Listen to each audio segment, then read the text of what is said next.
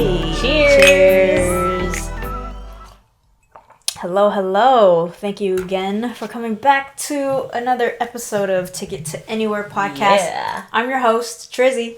And I'm Leah, LA in Flight, on all your social media platforms where you can follow us and you can follow our podcast. And don't forget, we are a visual podcast as well on YouTube, so subscribe to our channel, Ticket to Anywhere podcast. Mm-hmm. And you can listen to us on Apple Podcasts, Spotify, Google Podcasts, Anchor, and Stitcher as well. Yeah. So today our topic is going to be moving to Australia on a holiday and work visa. I'm going to be mediating more again because I haven't even been to Australia yet. But Leah has lived there. Isn't that crazy? Yeah, I have. I made the move there. But before we get into all that, today, January 5th, day of recording, there are crazy large bushfires still raging throughout all of Australia, in all corners of the country. So we want to be cognizant of that. And there are dozens of ways that you can help out yourself. I know a lot of us can't get out there and fight the fires ourselves, but there are several ways you can donate to wildlife organizations, housing organizations. Red Cross is helping out, suppliers, and to all the first responders that are out there, and local relief organizations as well. So remember that no amount is too small, no act of kindness will go unnoticed, and anything you can do to provide your time or your contribution is massively appreciated. And we'll be sure to link all the ways you can donate and help out Australia in this massive time of need. During these wildfires. We'll be sure to link them right here. Condolences to Australia. We're praying for you guys over here. Wishing you the best. And yeah, like Leah said, donate what you can. Prayers and positive thoughts over there. Yep. So to dive in to the episode. Leah. So how did the idea come to be? So you're done with South America, and you're just like, what? I want a different continent to live in. Like, what's the deal? Yeah, so the idea of Australia actually came to me while I was living and bartending in Peru in South America. Nice. And I had met Kate. We became really good, fast friends. And everyone that I was kind of serving in the bar, in the hostel, a lot of them were from Europe on their way to Australia to do their working holiday visa. And Kate was like, I had no idea what it was a few years ago. I was like, what is this? So I started looking into it. And Kate's like, well, yeah, after this year in South America, I'm also going to go to Australia and do my second year. And I was like, oh, that's interesting. She's like, yeah, you should just come since you know so many people there. And I'm like, oh, okay. So I looked into it, did a few days of research. Within a week, I had made a decision. I'm like, well, next year, I wasn't really going to do any. I was going to go travel for longer. I was going to go backpack Southeast Asia. I think that was my first plan. I didn't really have plans to return to LA and start working again, like full time.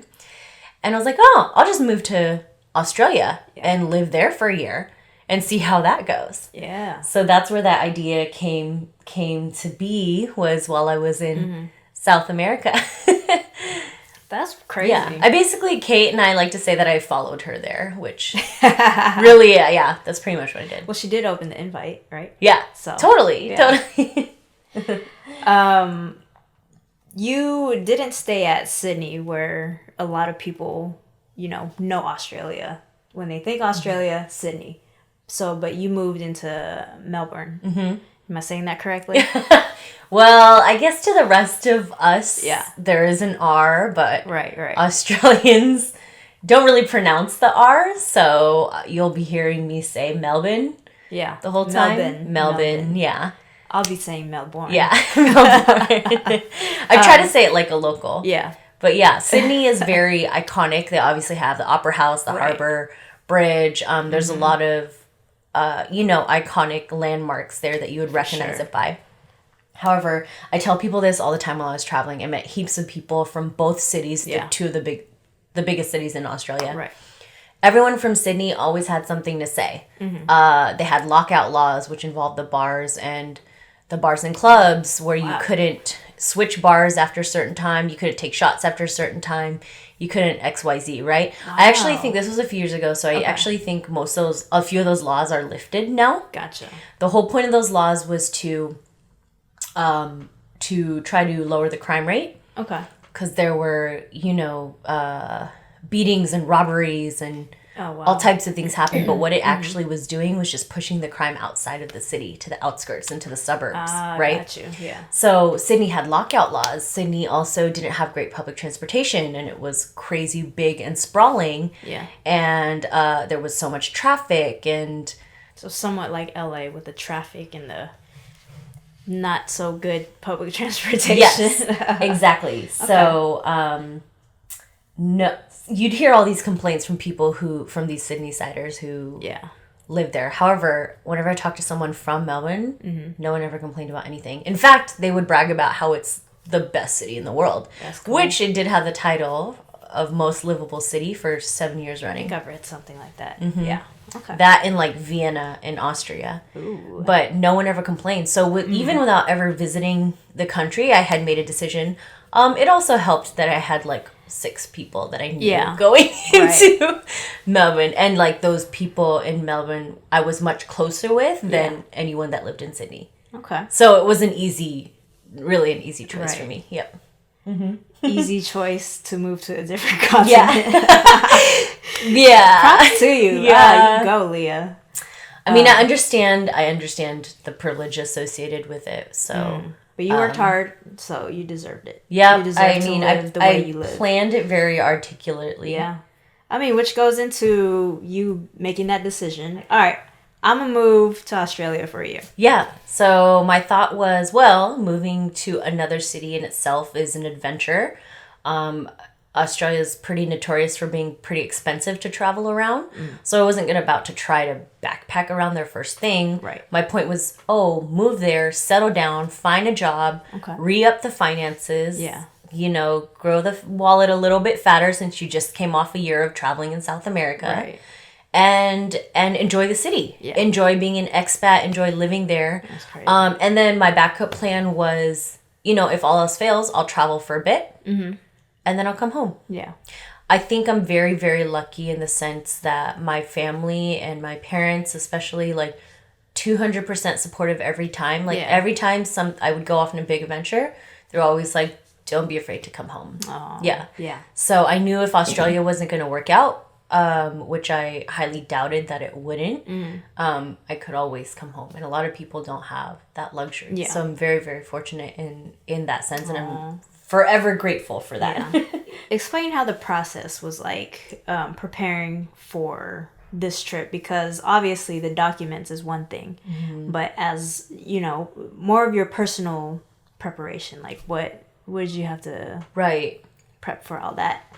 I actually think the documents were the hardest part about this trip because I had just come off a year of South America, literally just.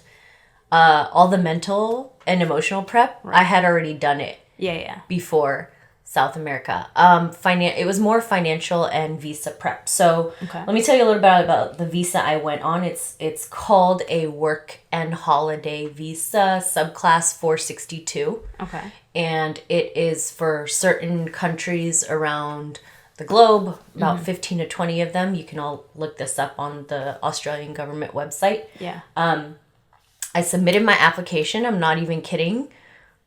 In the middle of April, I got my visa approved 30 minutes later. Wow. So fast. And they'll tell you it could take up to 3 weeks to 6 weeks. Yeah. I literally got it approved 30 minutes later. I'm like, okay, they're working out there in Australia. They needed you. Yeah. So how this visa works, there's 2 work and holiday visas. 462, the one I went on. 417 is the other main one. That's the one where many of the French, Irish, and Brits come on. 417. That one's a little bit different. Gotcha. The exceptions are a little bit different. 462. The Australian government says this on their website. The whole point of this visa is an exchange of cultures. Yeah. So they promote other countries coming in and exchanging their culture with Australia, which is So great. cool, yeah. So they want you to work there, or you can go on. It's basically an extended holiday there, Yeah. whichever you like. U.S. citizens for the 462, all you need is a high school diploma. So you just need to be pretty much Of graduated age. from high school. Yep. Yeah. When you are applying for the visa, you must be between the ages of 18 and 30, including 18 and 30. So you basically have up until a Okay. day before you're 31 to apply and get approved for the visa, Okay. right?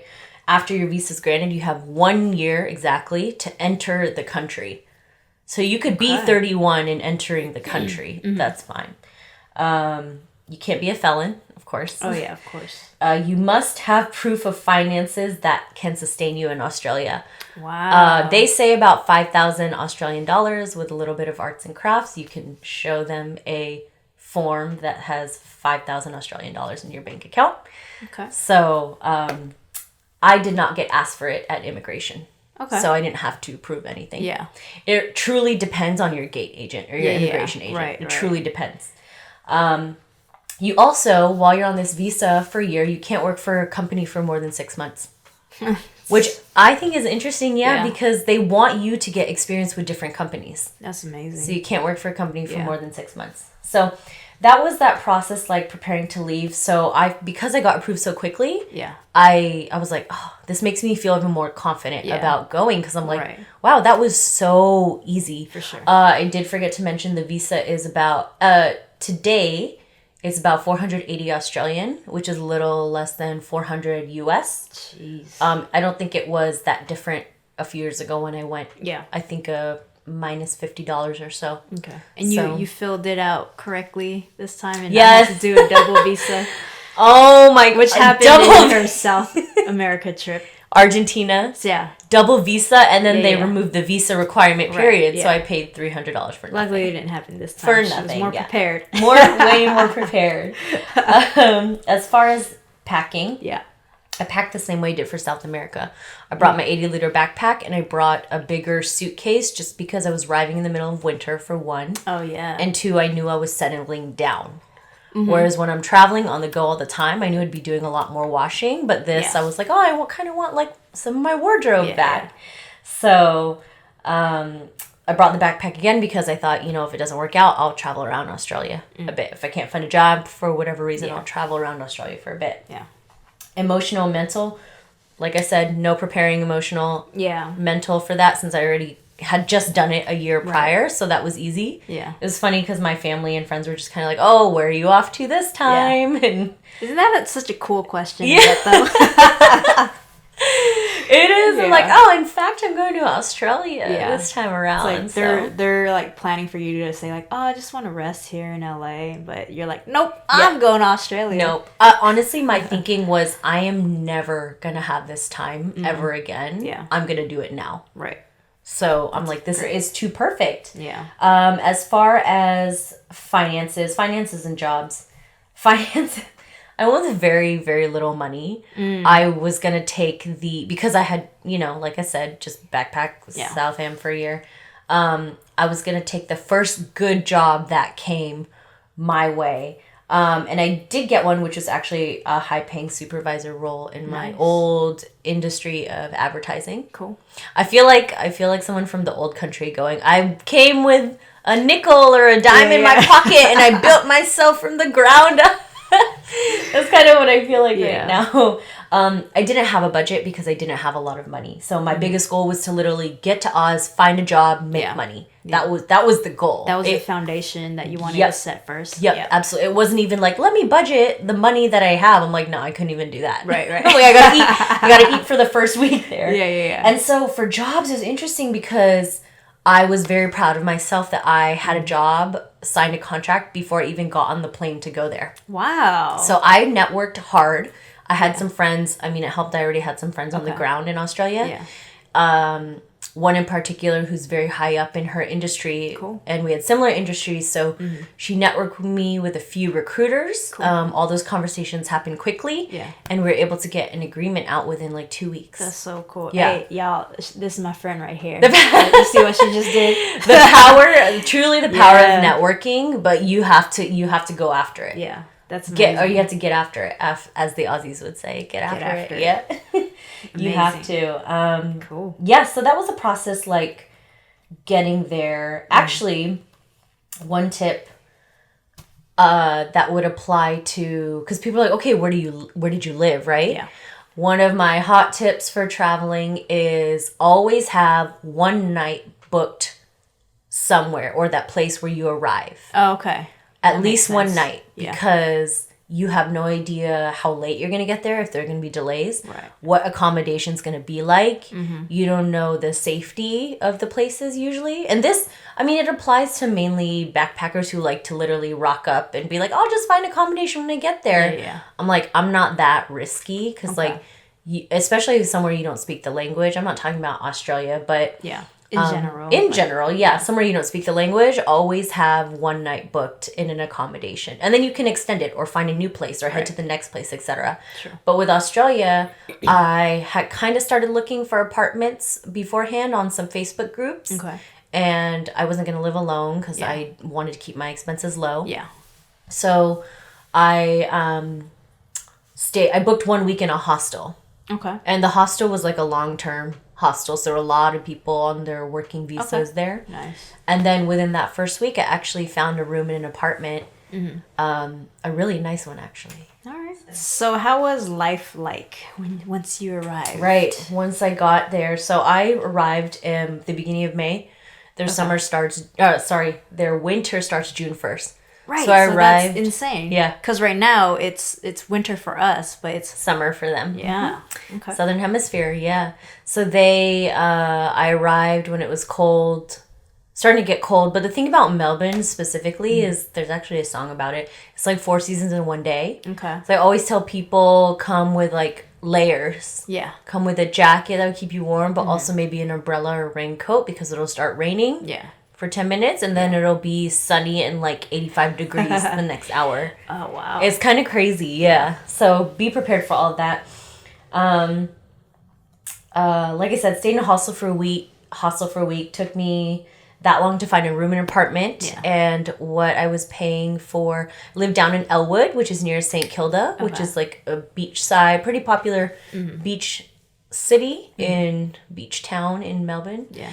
And I was living in a 2-bedroom, 2-bath. I paid, at the time, because the exchange rate is different now, I paid $9.44 Australian for the month, which was $7.23 for my own bedroom, own bathroom. Man. And Nice. obviously walking distance to public transport in Yeah. a really good area with like families and young professionals, like That's a clean, amazing. safe area. Yeah. And it was an apartment complex, and my roomie was great. Yeah. And let's see. And how did you find that? It was just through Facebook? Groups? Yeah, Okay. is this Australian housing group called Fairy Floss. For those of you that don't know, Fairy Floss Hey, I know Fairy Floss. Okay. Yeah. It's cotton candy. Yeah. I didn't know what it was Huh. before I moved there. There was their graphic designer or art director is pretty dope. That's how I found out about them. What is it? It's I forgot what his name was, but he was on the 529 podcast. That's how I found out about him. Oh, okay. And found out about Fairy Floss. Yeah, I didn't know what it was. So it was called, I don't know why the housing group is called Fairy Floss. I Right, think yeah, that is it's literally just That's what I was called like, Fairy Floss. okay. So Okay. yeah, I'm like, okay. What else? So the exchange rate at the time when I was there was $1 Australian was between 75 and 78 cents. Cool. But now it's dropped a bit, so it's now $1 Australian to 69 cents. Wow. Yeah. Okay. So it's fluctuated a bit yeah. as the economies do, right? Yeah. Public transport I thought was absolutely incredible, but everyone laughed at me because we are from a city that has no public transport. So for me, I was like, oh my gosh, the trams run every 5 minutes? Like, that's fantastic. Yeah. And the bus comes every 10 minutes? On time? Yeah. Probably. And they're like, no, like, this is nothing. They're like, it's so inefficient. They're late. It's not often. I'm like, and the public transport ran the trams ran 24/7. Wow. Okay. Albeit, in the middle of the night, they'd run like twice an hour. Yeah. But still, like, This plan is your night to something. get Exactly. to, give yourself 20 minutes to walk to the nearest tram stop. Cool. So I thought it was fantastic. I used it all the time. It was a bit expensive. Okay. For each ride, no matter bus, tram, train, whatever, is about $4.10 Australian. Gotcha. Which was about $3 US for each time. Right now, Big so Blue, it doesn't matter how far the. No. Wow. Yeah. Doesn't matter. I mean, right now I'm taking like the Big Blue bus around Santa Monica, and that's $1.25. Yeah. So to me, that's pretty inexpensive. Right. But the quality of the trams and buses there is really great, right? Everything's well maintained. Yeah. Everything's clean, For sure. etc. So Okay. I felt like setting up my life there, bank accounts, cell phones, public health insurance, ordering things online, like the ease of paying for things. I felt like everything was just kind of handed to me. Like it was simple. Awesome. Yeah. It wasn't hard to get integrated into the culture really, but truly there's no language barrier. I also think that's what helped me assimilate so quickly, whereas South America, like you're running your life in a different language, Right. and I love that challenge, but at the same time I think I felt like Australia came extra easy for me because one, no language barrier, two, a solid group of friends that I already had there, and I just asked for their advice every time I got stuck on something. Right. Man. So and then a few other things, like as far as culture, drinking culture is way different there. It's a lot more lax. It's a lot more Social accepted, a lot more social, exactly. They don't drink to get drunk there. They drink because it's a social thing. It's a way to be with each other, a way to go out and socialize. Yeah, like most other countries, right? America for a long time has had a different type of drinking culture, like a perceived drinking culture, right? Right. I think we're slowly trying to change that, but in Australia, it's totally normal to have a big night out on like a Monday or Tuesday night and be totally fine to go to work the next day. But even like, tell your coworkers like, oh, I had a big night out. And it was like, people were like, oh, where'd you go? Right. So. Was that shocking for you to kind of just go I just felt like it was so much more easygoing. Yeah. Okay. Like if you told someone, I feel like in some parts or some industries, if you told someone here, you had a big night out on Monday or Tuesday, unless you were living in Vegas like I was. Right. But if you were like in LA, people would be like, oh my God, like what? Why'd you have a big night out last? Like what was the occasion? Yeah. Like it has to be something. Yeah. Rather than just like a regular night with your friends or something. Yeah, exactly. Also an interesting fact, I felt like there's no, I feel like there's no pressure to be an entrepreneur or an inventor or a billionaire by 18 years old. Yeah. Whereas I feel like that pressure is very noticeable here in the US. Like the average age of the entrepreneur in Australia is 37. Oh, wow. Yeah. Okay. It's so interesting. So like people they don't have this like milestone to reach by a certain age. Yeah. People are just doing their thing. They're going along with life because the culture is still very much like live your life, work to live, not the other way around. For sure. So, Aww. I know. It's great. I loved it. Gosh, stop telling me all the stuff that I love about Australia. You'll get there. I know. Yeah, I'm excited to go whenever that happens. But cost of goods, you already told us a little bit about the currency, exchange rate and stuff like that. But, talk about how expensive things were or maybe cheaper and things like that. Right. So as far as produce, and I try to buy a lot of like fresh fruits and vegetables no matter where I am. Yeah. Produce was pretty inexpensive, pretty cheap because they grow it there.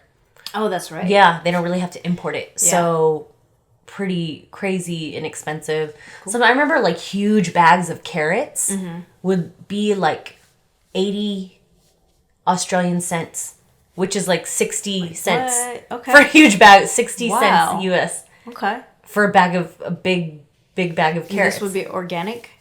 No, not organic. Oh, okay. But still, yeah. I was like, why is that that sounds like so cheap. Yeah. So, just things like that. Like produce was inexpensive because we didn't have to. Yeah. Yeah, they didn't have to import it. Like I mentioned earlier, I thought transportation was a little bit pricey, but worth it. Yeah. Other than that, going out to brunch or lunch still ran you about 30 to 40 Australian. Okay. which is, 25 to So around 35 the same price. US. Yeah. So I felt like going out was just as expensive Okay. as you would here. And it's well known that, I mean, the whole bar scene is different there too because the shots are smaller. Okay.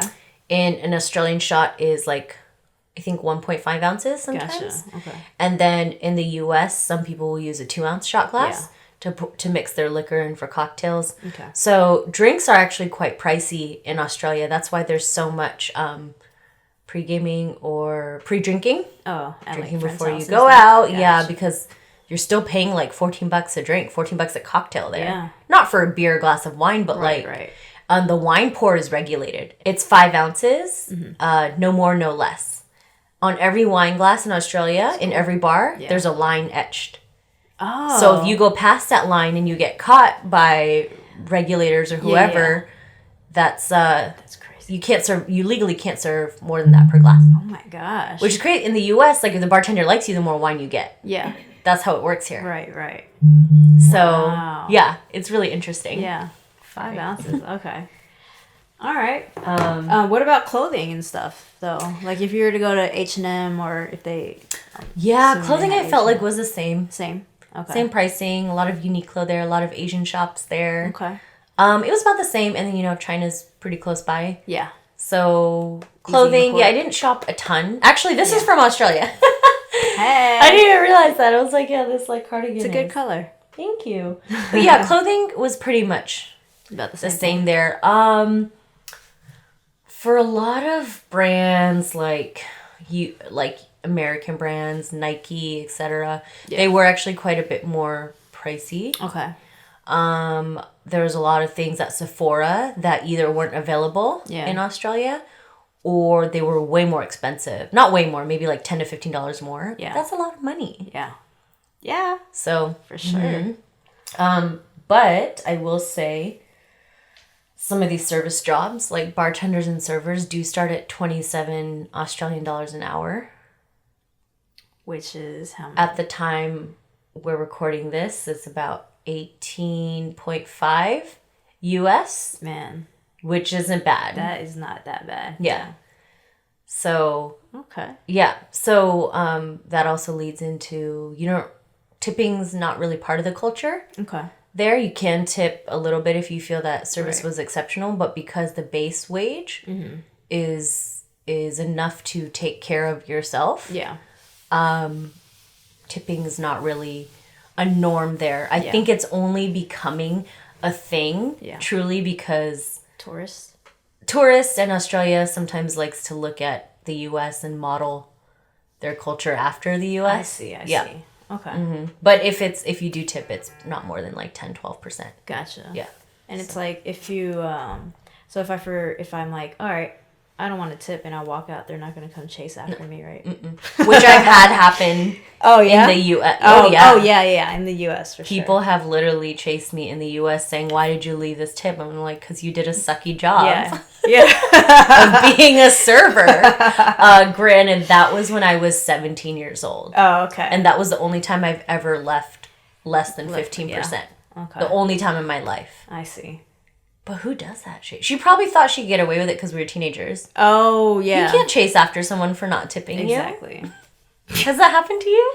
I don't think it's happened to me. I don't think so. But I've heard like it's happened to friends and family members for crappy services. Oh, You know? really? Yeah. But what can you do? Yeah. Tell us how working there was like. Yeah, well, working there was just as you would imagine any Australian workplace to be, or any Australians to be. Australians are typically known as very cool, very chill. Yeah. Like they like to have a good time, very friendly, right? And I felt that way about the workplace. Not only did they promote growth and community, but it was also flexible lifestyle as awesome. well. Flexible hours. You can work remote if you need to. Cool. Even working in some pretty intense industries, we still got off work around 5 or 6 every day. Yeah. And made time for real life after Yeah, work. that's Going great. out with your friends or family or Yeah. getting home to your kids Yeah. or a significant other, or going to the gym and having time for yourself. That's great. So- Work-life balance. Is Yeah. Very, very important. Absolutely. And I worked in advertising when I was there. And then I also worked for like a digital health tech startup, kind of like an accelerator. Yeah. Yeah. All right. Two very different things, but you know, in advertising. And then Australia was where I kind of successfully pivoted my career to fully work in event marketing. Yeah. And was that kind of like your plan in the first place too? You're like, all right, after being in advertisement in Vegas, you were like, oh, I kind of want to shift into... Oh, yeah. Yeah. After Vegas, I was like, I can't do this anymore. Yeah. And that's your passion too, right? You love doing events. Yeah. And she's great at it. So. Cool. What about friends, meeting new people? You already had a few friends there, but how did that grow? Yeah. I had a crew of like 6 best friends basically before I got there, but I actually kind of introduced most of those people to each other. Yeah. And it worked that we all liked each other. Yeah. Could you imagine if like, we didn't? It's like bridesmaids getting together. I know. But you know, I'm surprised we all got along, but I really felt like I didn't even know that it worked. I didn't be like, oh, these people would get along. I was just like, you know what? These are all the people I met while traveling. I think there's a different mindset you get when you've traveled a long term traveling. It kind of puts you in a different state of mind. For sure. Truthfully, I truly believe it makes you more open minded as well. That's awesome. And another thing I think it makes you is like keen for many things, right? So we're all kind of the same mindset when we got there. Like we had all met while we were traveling. Yeah. We were in this new city. We want to explore. So cool. And even Jack, who lives there, was born and raised there. Yeah. She was excited. She's like me in the sense where she gets her energy off other people and crowds and being social. Yeah. But she was so excited that this group of people were here learning about her city, and she was doing things that she hadn't done before in Melbourne. Yeah. Like rediscovering your own city. Yeah. Because you had new people there.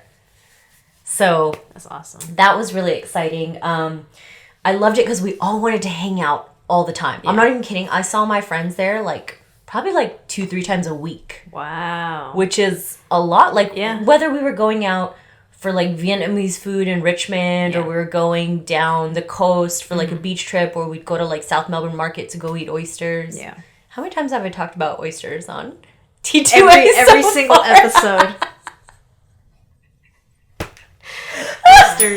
Oysters. Stop it with the seafood. I love oysters. I love oysters. I love oysters.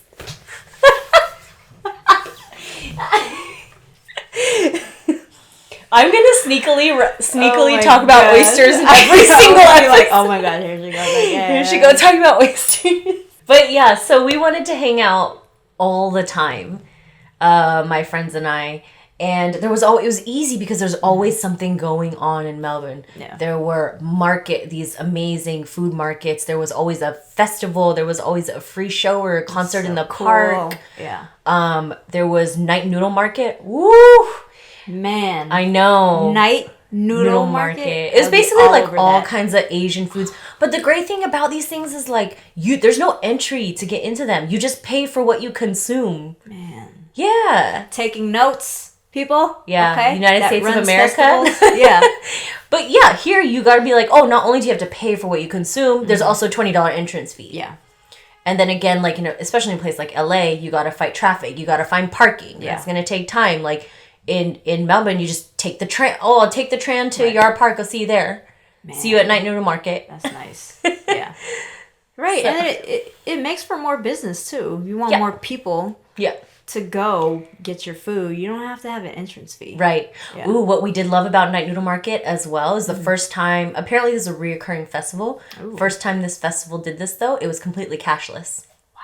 Yeah. Super easy. Swipe. Take my money. Yeah. Swipe. Nice. Swipe. What time of year is it? Just because I this was in February, so it was summer. Okay. All right. Yep. Perfect. February. See you there in a month. See ya. Recording live from Australia. Oh, man. At the Noodle Festival. Yeah. As far as dating, that was always funny. I was on the apps there. Mm-hmm. Bumble was really the only one. Hinge didn't exist at the time there, but Hinge is there now because I have a few friends. Are these American companies? Yeah. Okay. Mm-hmm. Oh, I forgot that. I don't know. I don't use Tinder. I dislike Tinder. So it was really just Bumble while I was on there. And it was very, very casual, as Australians were. And I also felt like I had kind of a timeline working against me because I was on a working holiday visa, right? Yeah. I was essentially like a temporary, like an immigrant. Yeah. That was going to be sent back to my country. Oh my God. I'm serious. Like, this is kind of what I felt like. And it was almost every date I went on was kind of like an interview. It's like, well, so when are you going back? Yeah, like, how long are you here for? Right. So I felt like that affected it a little. I mean, I'll never know for sure, right? But I felt like I always felt a sense of slight discomfort whenever that topic came up. Gotcha. Because, So, I mean, it was fine. I mean, I didn't, I never go somewhere thinking I'm like, oh, this time I'm going to find my husband or anything like that. But, but it was an interesting experience. I met some great people, some fantastic people that worked in a lot of different industries. I remember I was going on like a date a week at one point, and I had like a Rolodex of occupations. Like, I met a guy that was a chiropractor, and we went on a few dates. All right. And, I text my friends about it, and they're like, oh, I've been looking for someone to crack my back. It was pretty hilarious, actually. Cool. Did you feel a different type of vibe, too, with guys out there? Yeah. I mean, I just think Australians are more casual about dating, it seems. I don't know. Maybe it was just the guys I encountered. Yeah. And to be honest, I was like on an app. People have different expectations on an app. So I did meet a couple guys while I was out who, took my number, and we ended up going out to dinner or something. But just kind of fizzled out. Yeah. I don't know. I didn't really date anyone long term while I was there. Gotcha. Yeah. But it was made for some great stories, to be honest. Like, good experience. After dark? Yeah. Cool. Oh, so what was the biggest lesson you learned? It wasn't really, I felt like there weren't any lessons to be learned. It was more just me, again, upping my life, relocating to a new country, staying there for a longer amount of time this time. And really just assimilating into that culture. That's great. Like I said, 10 times easier because there's no language barrier. Yeah. But really just learning how the city works. And I had heard so many positive things. Yeah. And I'm like, I can't wait to and it exceeded every expectation. Everywhere you go in Melbourne, every bar is down some kind of dark alley, but it opens up into this cool, amazing, hipster. Like, Melbourne has a very hipster vibe. The art, the bar scene, like the intellectual scene out there is all very. It's exciting. Yeah. There's something new every time. Like, there's always some kind of festival, always something to learn. Like, it's just it's such a excellent scene out there. That's why it's such a good city for living. I think ideas just truly thrive. For sure. Out there. So, it wasn't any biggest lessons. It was just like, okay, pick up your life, move again. Yeah. Learn how to live in this country that so very luckily accepts foreigners. Yeah. Pretty easily. I mean, if you have the means to, we understand like how fortunate we are to have like the financial means to be able to do that. But that was the whole thing was a learning experience. Yeah. I just remember being excited to hear your experience when you got back to LA and stuff like that. Yeah. It was fantastic. Yeah. It was like wild in the sense, like, it wasn't South America crazy. It was just like, oh my gosh, I'm living in a new city. This is my new city. I had an apartment and I had a bank account. I had phones. I had a job. I had my gym, my grocery store, my XYZ, Amazing. Yeah. Cool. So let us know what your favorite part of. I have so many. I know. I have so many favorite parts, but I felt like it was cool. It was amazing to backpack around for a year, obviously. Yeah. But it felt refreshing to settle down again and kind of slow life down and build a community out of where I was. Yeah. So while I was there, I picked up boxing at Fight Fit Collingwood. That was my place that taught me. I loved it. And it wasn't not necessarily sparring. It was more boxing training. Right? I love that. Yeah. You would have. Yes. Yeah. You would have loved it. Yeah. And they always played the most like beast mode music. Yeah. I think my favorite part about that place was the music because they knew how to get people into that's awesome the right mindset with their track list, and that's so important. For sure. And people were new there all the time, and the trainers were excellent, and they had really good facilities and Bring it to LA. Yeah, okay? dude. And they got 2 clients here. For real. It was fantastic. I loved it. Awesome. I loved it. Okay. You know, and that I picked up both not without a few minor injuries, but it was okay. Wine, obviously lots and lots of wine regions in Australia. One of my goals was to try to get to as many wine regions as I could in the year that I was there. Yeah. I only ended up going to 2 because there are trips, but I did go wine tasting quite a few times. Yeah. In the city, quite a few times. I'd probably go at least every other week. Turn up. To be honest, yeah. And then like Mornington Peninsula had a bunch of, which is like the area right below, right south of Melbourne. Mm-hmm. They'd have a bunch of wine regions too, so it'd be a quick 2-hour drive out of the city. Yeah, nice. So you do some wine tours when friends came into town to visit. Aww. As well. Yeah, wine is just, and you know what I loved about it too? I don't know, this may be a sweeping generalization, but I feel like here, maybe every other guy you meet will just start getting into wine. Mm-hmm. But in Australia, everyone drinks it. Yeah. Everyone drinks it. So it'll be weird for me not to drink. Yeah, people are like, what? You don't like it? Like, we grow it? Which is funny because we grow it here in California. Yeah. But I feel like you come across a lot of people here that don't drink it, but everyone in Australia drinks it. It's kind of like having a beer here. Yeah. It's like, I'll just have a glass of red. Right. Cheeky glass of red. I'll have a cheeky glass of red when I go to Australia. Just to do it. You got to, yeah. I gotta turn this.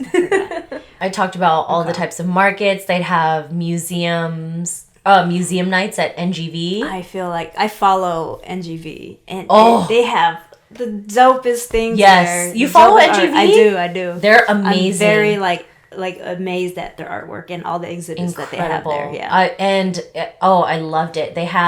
It was cool. They'd put bars in there and they'd do like dance parties. Ooh. We went to the Dior exhibit there as well. Like, it's just a fantastic place, and there's beautiful fountains outside. Yeah. Like, it's great. It's in kind of the arts district of Melbourne. So there's quite a few other things to see around it. Yeah. I want my wedding there. Oh my gosh. Okay, royalty. And one of my favorite parts was Australia legalized gay marriage while I was there, which was a huge milestone for the country. That's great. And a lot of people's responses were literally about time, finally. That's awesome. Yeah. So like, that there was no a big backlash, step forward. like one side of it being like, no, they were like, this is a long time coming. This needed to happen a long time ago. Amazing. So that was a historic moment to see, you know, like, wow, and to experience that you experienced that when you were here in LA, and then you go across the continent, and you're just like, wow, get to experience in a different continent. Yeah, and That's seeing everyone's sentiment about it too was so cool, you know? Cool. Like celebrating a big part of their culture with them. Yeah. Oh. I know. What about the hardest part? Like, what humps did you have to get over? I don't know. I really don't think it was much. I think, again, it was just being away from family and friends and their big life events. Yeah. Luckily, nothing too crazy. My visa was expiring, which is why I left. And the reason I didn't do farm work plus a second year there was because I had a few weddings that I had to attend and that I was in. So I wanted to be back for those. Right. And unfortunately, I cannot work in the country again unless I get sponsorship, which is expensive. It's like $10,000 for a company to sponsor someone. Oh my gosh. I mean, in turn, you owe them like 3 to 4 years of your life. Yeah. That's their contract. Yeah. But yeah, unfortunately I can't, you know, I'm glad I had that chapter. Yeah. I think if I were to do something differently, I for sure 100% would have stayed longer. Yeah. I don't regret anything. Yeah. But I'm like, man, if I could just go back in time and like do my role work, extend for another year, I 100% would. Right. Yeah.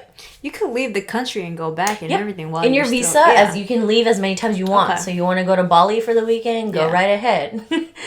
Easy. Go right ahead. I know. Wow. For some of us over here, it takes a lifetime to get there to Bali. But Bali to Australia is like what Mexico is to the U.S. Like a quick tropical getaway. Yeah. Inexpensive tropical getaway. Yeah. So. Okay. All right. So that's like one piece of advice you would stay longer. What's another piece of advice that you got for us? Really, I just encourage anyone who's between the ages of 18 and 30 to go, if you have the means to go, for sure, I say do it. You get the chance to meet new people. You get the chance to work in another country, to live in another country. Like, this builds so much character, and it exposes you to so many new things. And truthfully, without a language barrier, it's much easier to do than a lot of other places. And like most Americans, I feel like we're on this strict trajectory of, or it's the old trajectory. I think we're trying to change it now. Yeah. But, you know, graduate high school, go straight to college, go straight to the corporate world. And I think a lot of travelers like ourselves are hoping to inspire future generations of doing things differently, you know, like non-traditional. Exactly. The only way to it's not anymore the only way to educate yourself is inside a university lecture room. That's not it. Yeah. Going out to the real world, and going around and like doing a work exchange, like that's a massive deal. That's a lot of real life experience right there for you. But I know not everyone has the means for sure to be able to do it, but if you can, I urge you to explore it. Definitely. Because the thing is, you're not locked into that visa. If you hate it after 2 weeks, then bite the cost and come home if you can, you know, like there's no law there keeping you there. That there none whatsoever. For sure. If it doesn't work out, you know, like my dad always says, if it doesn't work out, don't be afraid to come home. Yeah. And like another good compromise too, if you do want to go to college after high school, is study abroad, right? Yep.